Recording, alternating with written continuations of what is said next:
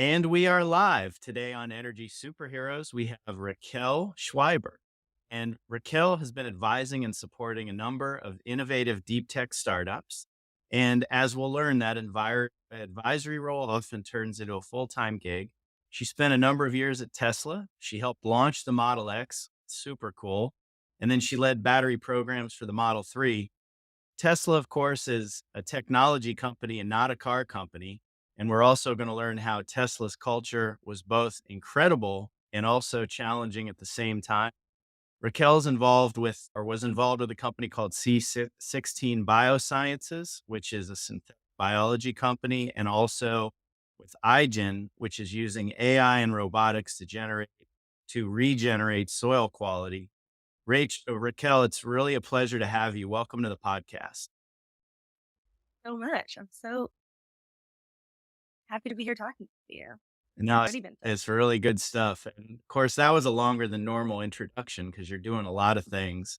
And we're going to focus on all that stuff. But you got to tell us, okay, what was it like working at Tesla? And what is Elon really like to work for? Um, yeah, that's a big question these days, especially with everything that's going on with Twitter. But I think Tesla was an incredibly unique place to work because it took hardware engineering and accelerated the life cycle process there to places where it had never really been taken. I think SpaceX did a good job at that as well.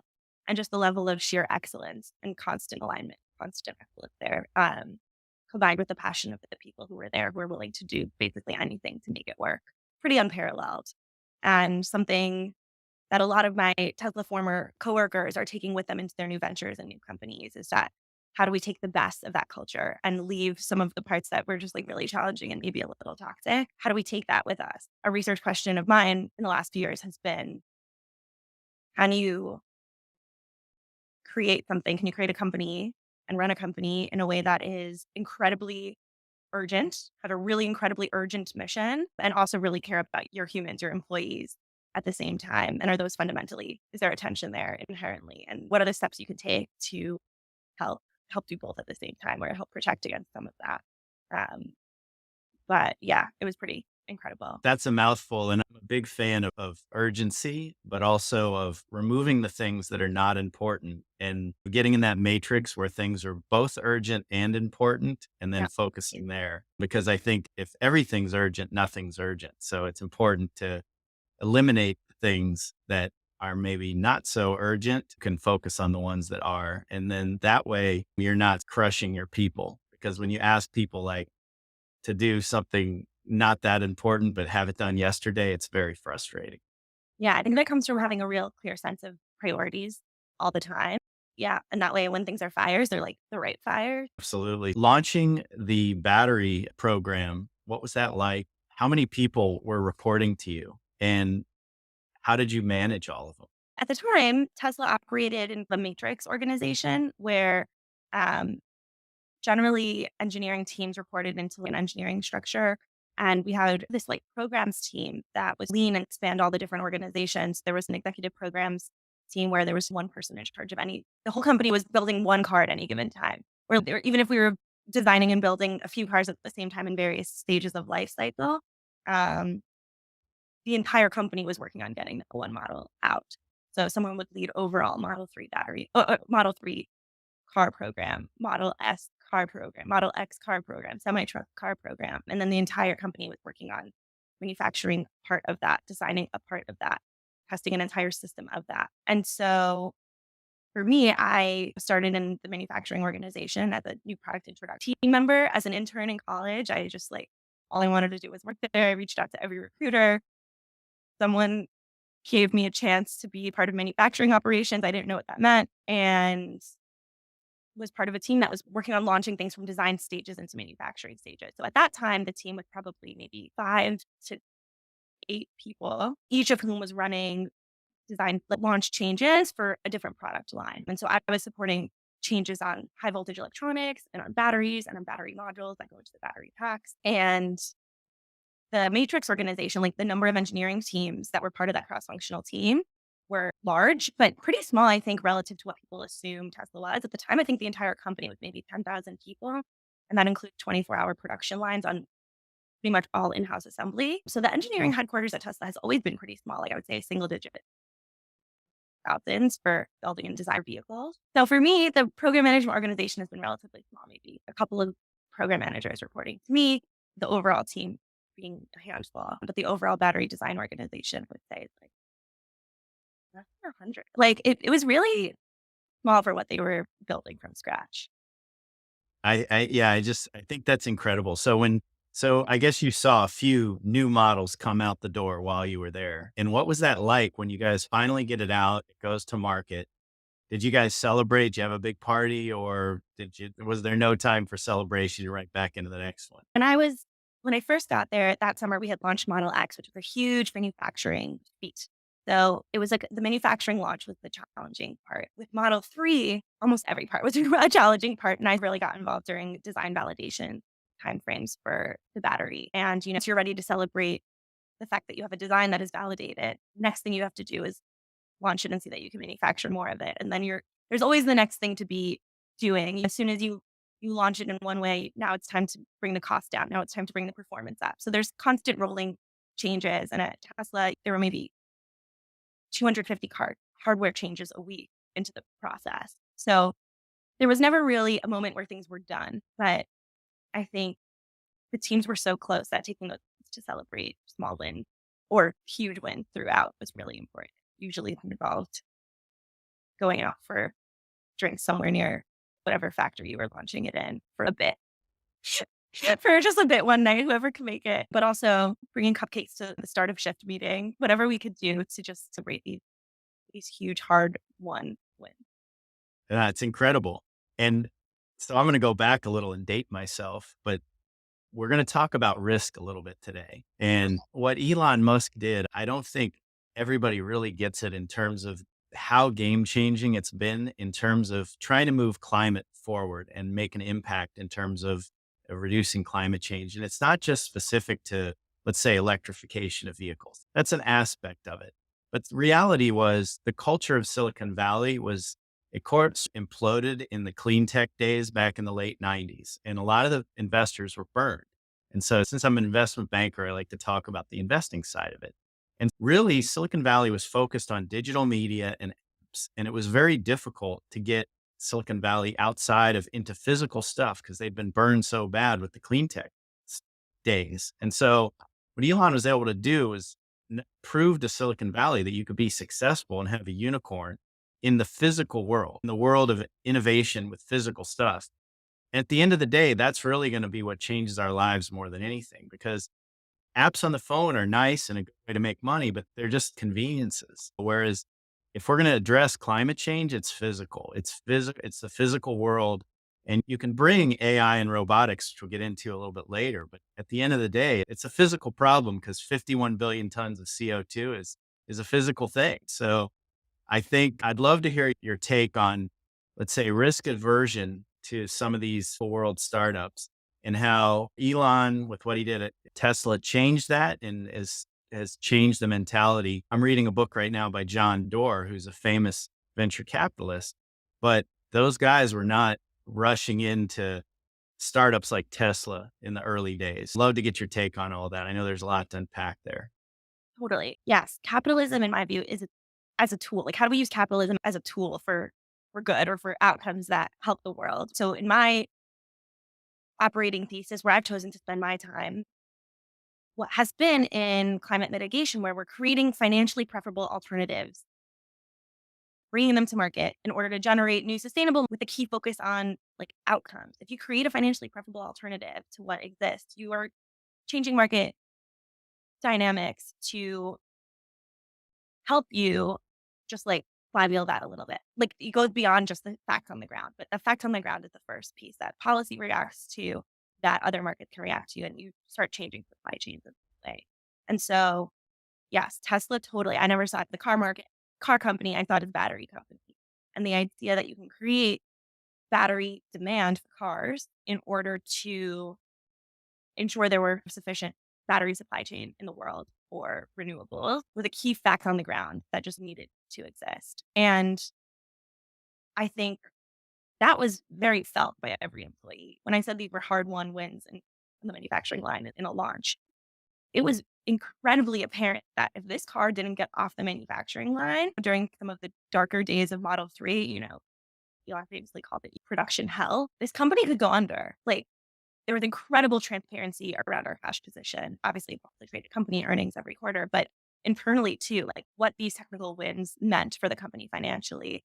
And everyone really felt that weight, not just because the company could go under financially and every employee on a matter of principle was a shareholder. That was part of the company. You work on the production line as an hourly production associate, you have shares options. But beyond that, Tesla is the only publicly traded company like on the exchange that's focused on climate.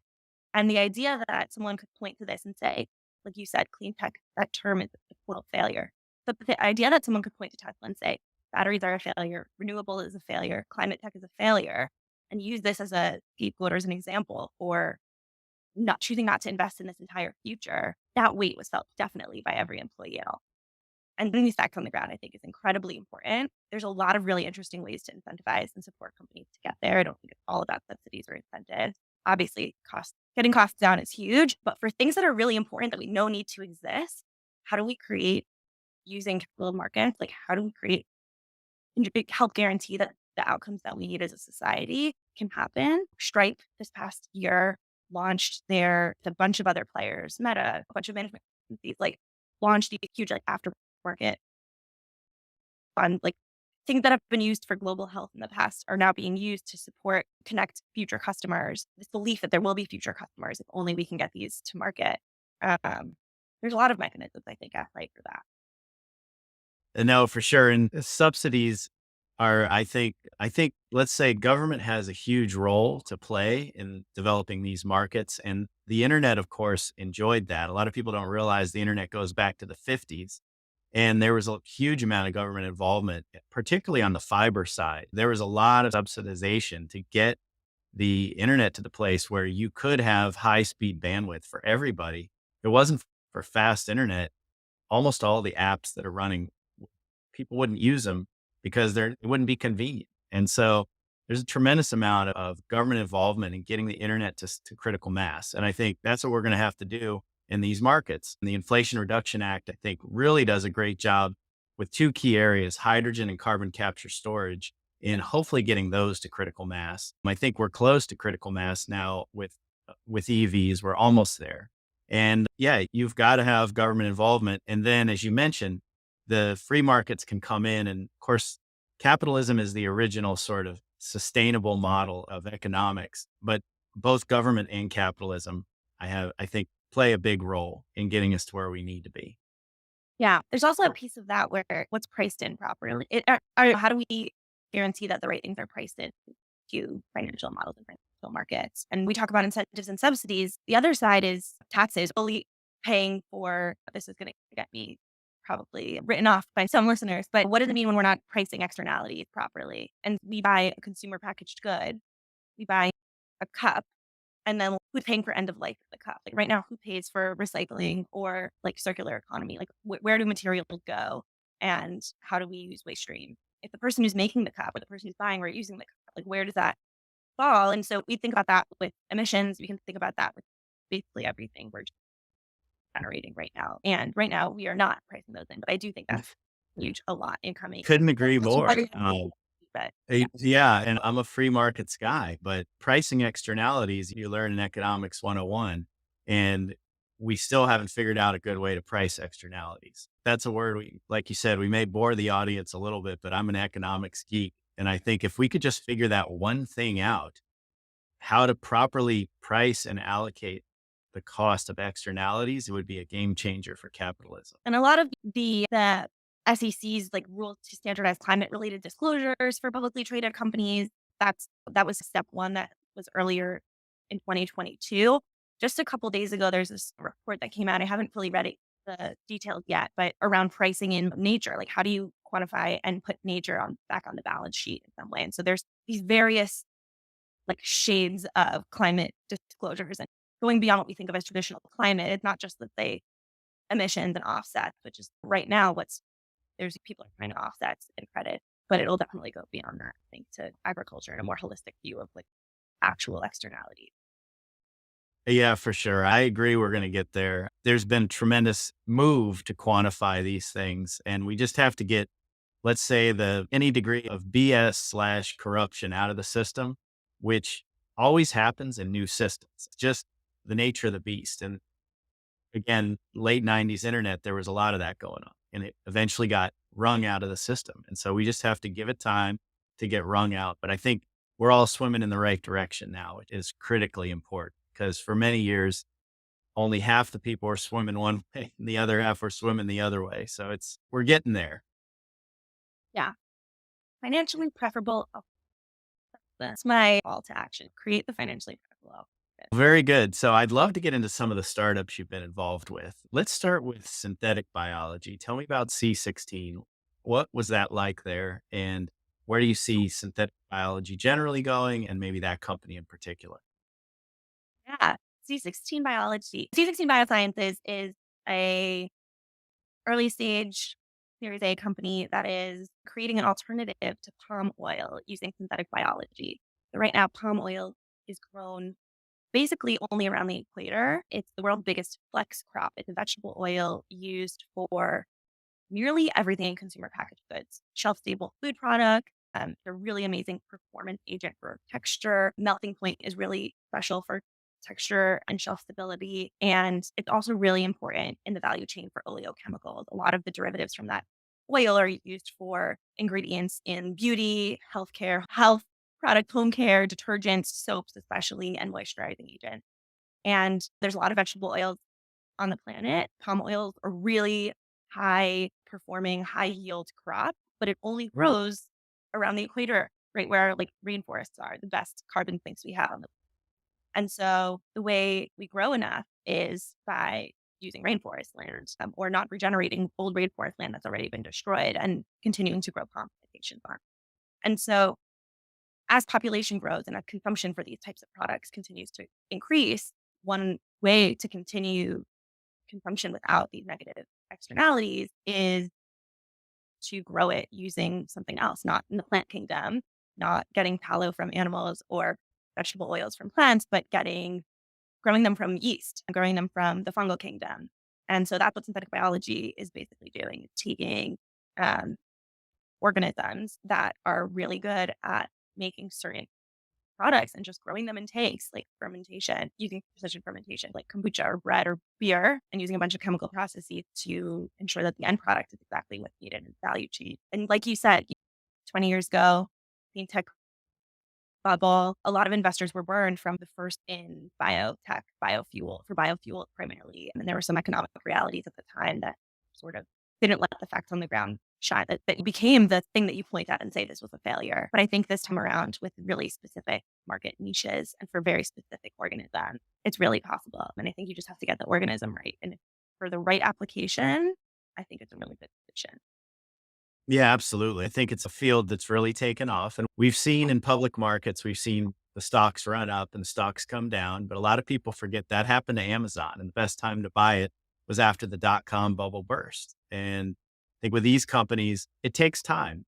And I think Amazon's a good comparison because they really had to build out these physical locations and warehouses. It wasn't just a software play. And that's why they lost money for so many years. But ultimately, it was one of the best investments you could have made was into that company. And now, when all the naysayers were beating it up and the stock was really low in 2000, a lot of these companies, we don't know who the winners are going to be, but it will take time. And I think one of the keys is mention risk. We need permanent capital solutions. So you look at a fund like Breakthrough Energy Ventures, which invested in C16, you're going to have a longer time horizon when you have that kind of permanent capital fund in place in your company. So I think startup founders have to be very cautious about the type of capital they take so that they understand that their interests and the investor's interests can be aligned for a longer term type of a play. I've seen the other side of that coin where the investors are in a fund where they have to return money to the LPs at a certain amount of time. There's a lot of pressure at that point for the startup to perform faster than really is realistic. My favorite quote from Warren Buffett is that if it's going to take 9 months to have a baby, and if you have 9 women, you're not going to be able to have a baby in a month. It's not going to make it faster. So the point is, some of these things just take time to execute. And when you have patient capital matched with really talented people, I think that's the recipe for success. Definitely. I think time horizon is a really important lens for especially like investors who are thinking about this. Having worked at Tesla for so long and during the years I was there 2.5 years and Tesla years is long. I get comments all the time from investors, short sellers, people who are thinking about it in the time horizon that just isn't really the right way to think about overall impact that the company was intended to have. And I agree. I think for these sort of moonshot, objectively hard companies, question number one is the technology even viable? Question number two is can we scale it? Question number 3 is can we make a profit over it and off of it? And all of those things need to be vetted out, but the sense of urgency around having these types of options exist is so high that even though the time to get from here to there is long, it's critical path, like it's direct. And so if we don't start these today, we're not really gonna have the options that we and that time horizon is exactly right. And also choosing the right capital. Like I think a lot of people are very venture capital has become very shiny and not everything needs to be venture backed that early. I think a lot of founders give up a lot of control really early. And also, yeah, priorities can change if it's super, super aligned. Definitely. For sure. I couldn't agree more. For those founders out there, if you can wait a little bit longer, it always makes sense to get your feet under you before you bring in that institutional capital. Because even patient capital is only so patient. It's important to do get as far as you can get before you bring in that institutional money, I think. Yeah. And I also would just say people that are taking the biggest risk are the people that are actually the best de-risker. Like being in the business of moonshot or like taking big risks is inherently just risk mitigation all the time. So people, I think, overestimate how much risk there actually is. It's taking off, it's biting off a lot, and it's choosing to go play in a certain area of the pond. But in those situations, people are really good at risk mitigating, and I think they're also really good at making decisions. Like the exercise of gathering enough information to make a smart decision over and over again with limited information to think over, let's say, a 10-year time horizon, but where every week still matters to get there. It's really impressive. And it's one of the things I love about it is that people are really, really smart de-risk. It is unbelievable. I have to say what some of these founders are able to accomplish more with less than people would ever think is even possible and change the world. So let's jump into the other startup we talked about with, which is Aigen. As soon as I looked at the website, I got excited because it makes total sense. You're taking AI and robotics in order to improve soil quality. And tell us why that's important and why you chose to work with that company. Definitely. And then just to what we were talking about, by the way, the iGen team bootstrapped for a while before raising venture dollars, nearly 2 years of iterating on the design, iterating on the business model, starting to get actual effects of the ground, talking to farmers, which are our customers, before raising any money. And it was just like pretty scrappy enterprise, pretty scrappy engineer, Rich Worden leading the charge. And yeah, pretty impressive. I love that word scrappy. The word grit gets a lot more publicity, but I prefer scrappy because it really defines what you need to execute. Yeah. You were asking about what Tesla was like. Scrappy is Tesla's tagline, pretty much. It's a Yeah. luxury product, but nothing inside the company is luxury whatsoever. It's the most resourceful place. Yeah. Yeah. But for iGen, the goal really is ultimately to regenerate soil across the planet, bringing soil back to being able to be a really strong carbon sink instead of desertifying. So, right now, every year, part of our planet's soil, the size of the UK, desertifies through just natural weathering, through overplanting, through planting farming practices that are monoculture that aren't able like there's a bunch of different natural causes and like human causes that contribute. And the soil's critical for both holding water, for holding carbon, for being able to regulate just general climate. And the crazy thing about what iGen is trying to do is, what if we could truly terraform land on Earth? And terraforming is something that in very moonshotty places we talk about how do we terraform Mars when we get there.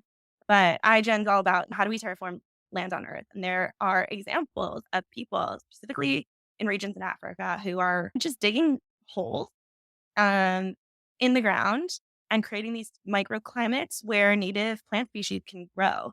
And it's a mechanical process. It's like super low risk. It's just like hard to deploy all over the world. So what if like autonomous robot could do it for us? And so that's what iGen is really exploring.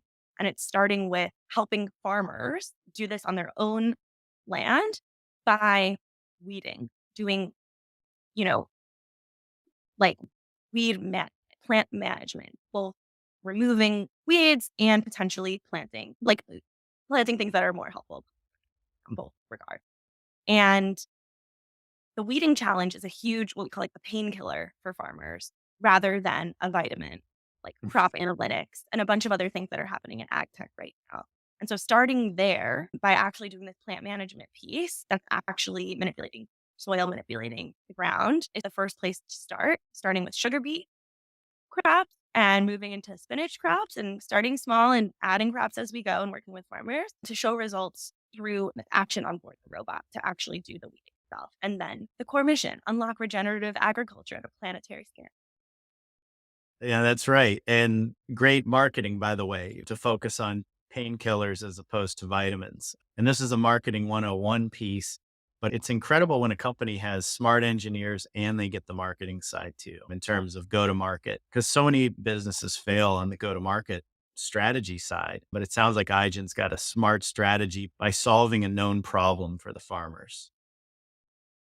Definitely. And the issues at play here are also around pesticides and energy usage. What are the other options right now for plant management? Have really negative externalities and are super entrenched interests. The same folks that are selling you your pesticides are also selling you your diabetes medicine. That the CEO of iGen, former coworker of mine from Tesla, is has had type 2 diabetes his whole life and or since he was young. And the maker of his pill is the same maker as the pesticides that potentially things are coming. The entire food system and agricultural system, especially in the United States and especially yeah, as an industry, have a lot of entrenched interests that kind of we need alternate solutions here. And I think they can be relatively simple. And that's what iGen is trying to show. Low cost. And No, very cool. Who are some of the investors in iGen? the Series A was led by NEA. Very good. And did you come in Or before or after? I'm sorry, Seed. We haven't raised the Series A. And Did you come in before or after? I came in before like I was helping Rich had thought about doing something like this. Well, I was actually in a graduate school program. I after um I left Tesla and went into this 2-year program that had started around helping people launch what they call plus technology ventures. This belief that the future of companies needs to be much more technical and what does that look like? And Rich and I connected during that time where he was working on this idea. I was working on how to business models for this type of venture. And we just reconnected. My time at Tesla, I ended up running our programs for our solar roof, be free, the cost down solar roof. And I spent a bunch of time with the solar team there before I left. And because these robots were going to be solar powered and battery and solar and robotics were a big part of it, we just started jamming out on it a lot more. For me, it was originally going to be more of an agricultural play. And for me, the land usage when it comes to climate storage, changing agriculture in places of the world where it really matters from a climate migration standpoint as well was really important.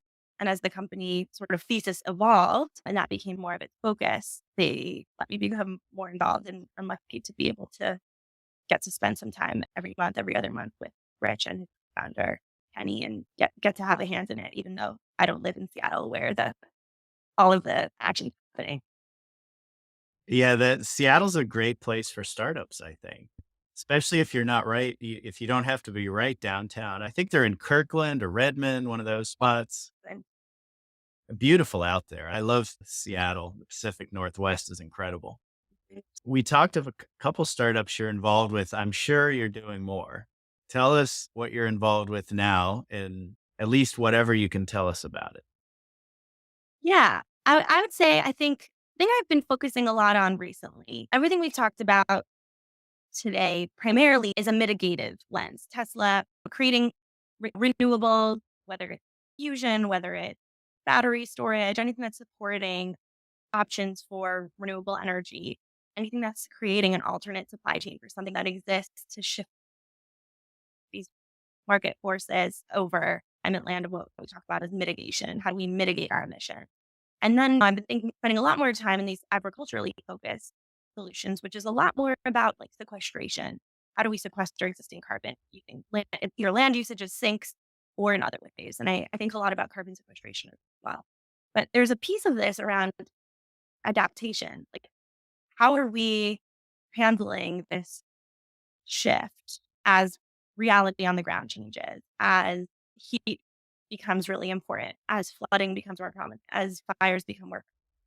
And this is something that I thought 8+ years ago that public sector would get. Like, it was important for me as someone who can build things to help build systems that can create these like mitigative alternatives.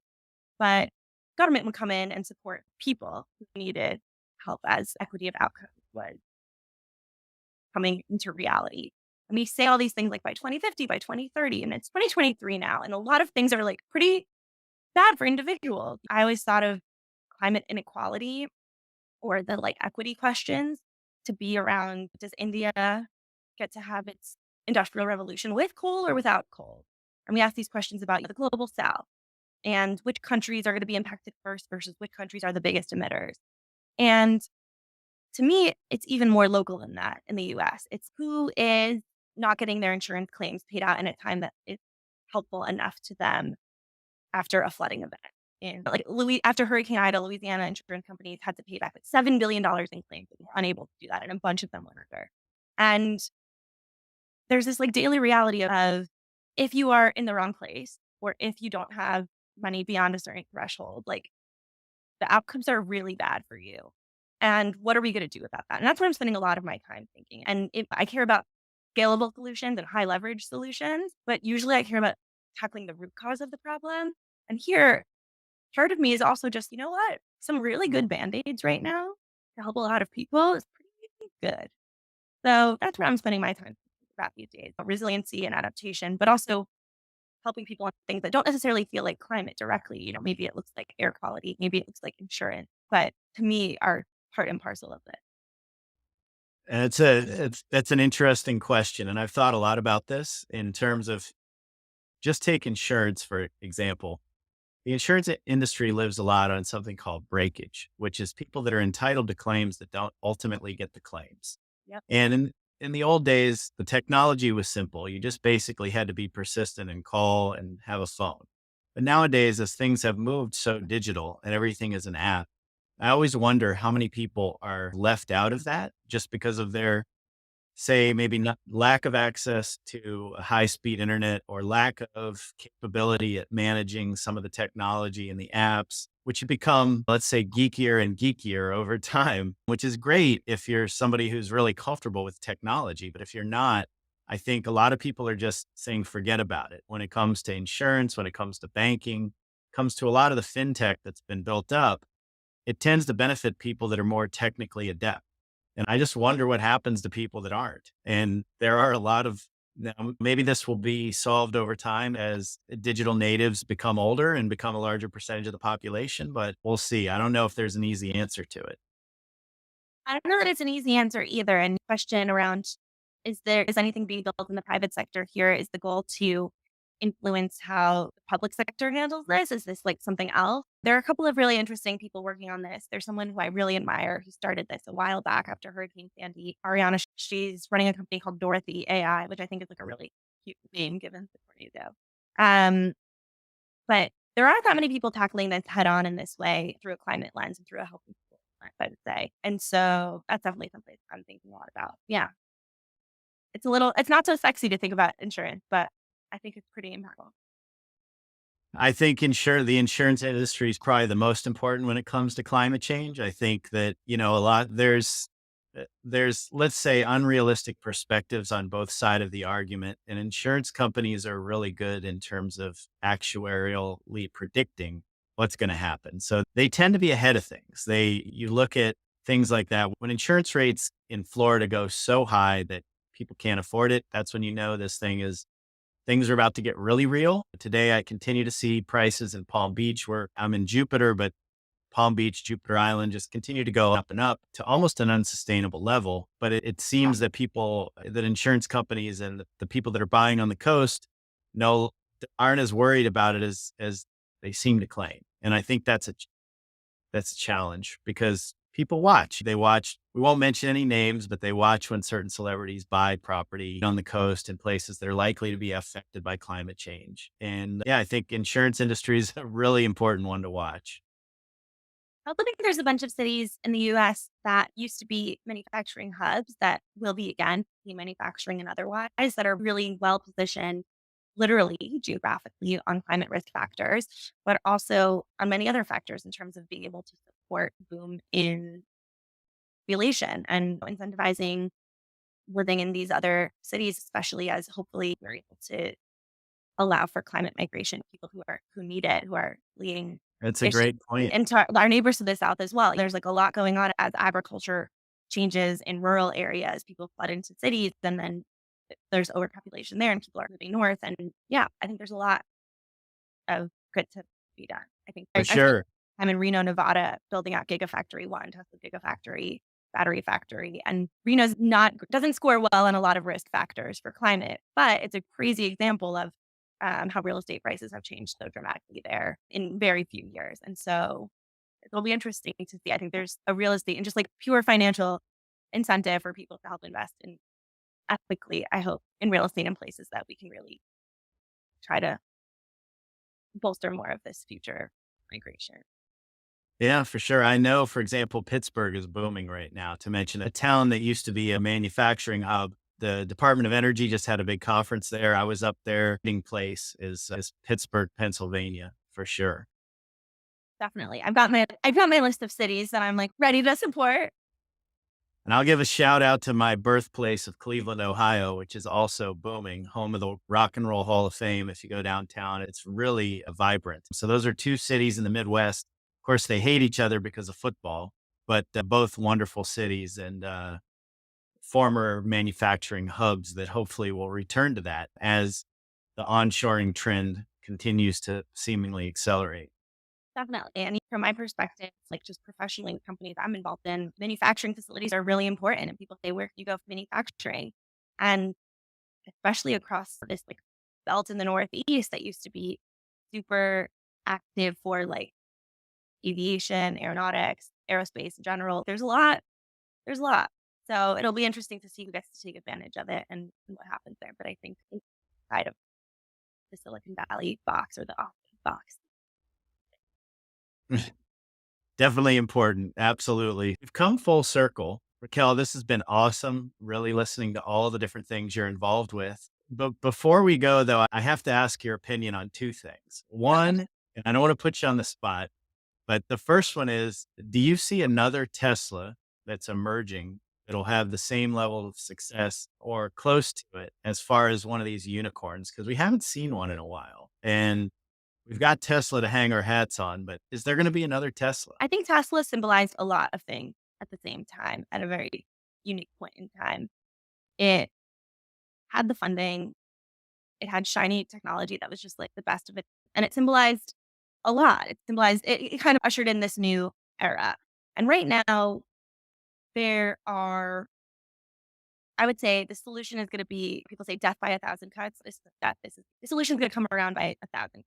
If you think about the full pie that is needed for impact, transportation is a huge part of it. Tesla got the ball rolling there. The energy grid, electricity is a huge part of it.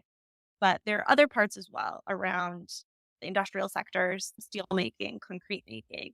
There's agriculture, which is huge around meat, but also just how do we use land? What's the smartest way to use land when we have a finite amount of arable land on planet Earth? There's a lot of these areas, there's heat and cooling that really need a lot of change if we're just talking about from a mitigative perspective. And then again, like this adaptive perspective of how do we help people today?